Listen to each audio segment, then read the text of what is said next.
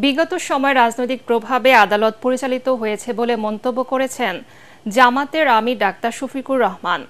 Supreme court bar অডিটোরিয়ামে ল years কাউন্সিলের ইফতার পার্টিতে এই মন্তব্য করে তিনি বলেন, বিচার অঙ্গনকে ঢেলে সাজাতে পারলে সমাজের ন্যায় বিচার প্রতিষ্ঠা হবে।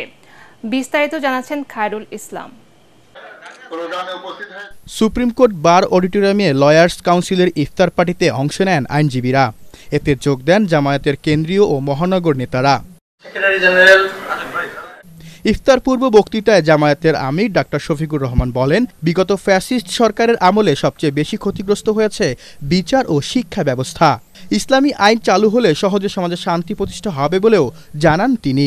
ন্যায় বিচার নির্বাসনে শিক্ষা ভাঙ্গাচোরা, না আছে এর কোনো নৈতিক ভিত্তি, না আছে তার কোনো বৈশ্বিক মান। সঠিক রাস্তায় হাঁটলেই সমাজের মুক্তি আসবে, বেঠিক রাস্তায় হাঁটলে কখনো আসবে না। মানব জাতির জন্য ভালোবাসার উপহার হিসাবে যে বিধান এসেছে তার নাম ইসলাম।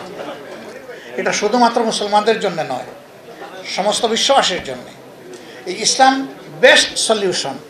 ইসলামের আইনকে চ্যালেঞ্জ করার মতো কোনো আইন দুনিয়ায় এখন পর্যন্ত কবি একটা আইন রচনা করতে পারে নাই। সঠিক প্যাড আর সঠিক তথ্য দিয়ে এসব সামলে নিব এক হয়ে। Mona Lisa sanitary napkin. এ সময় আইনজীবীদের সবসময় ন্যায়ের পক্ষে থাকার আহ্বানও জানান জামায়াতের আমির ডাক্তার শফিকুর রহমান।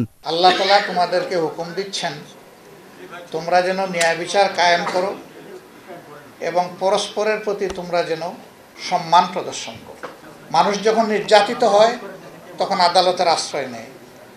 মানুষ যখন জীবন মৃত্যুর সন্ধিক্ষণে থাকে অথবা অসুস্থ হয় তখন আশ্রয় নেয় হাসপাতালে।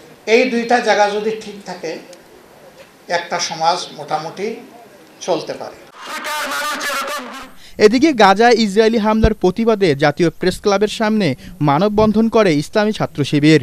এ সময় গাজায় হামলা বন্ধে কূটনৈতিক তৎপরতা চালাতে অন্তর্বর্তী সরকারকে আহ্বান জানান শিবির নেতারা। দুর্বার আন্দোলন গড়ে তোলার আহ্বান জানাচ্ছি। খায়রুল ইসলাম, এটিএন বাংলা, ঢাকা।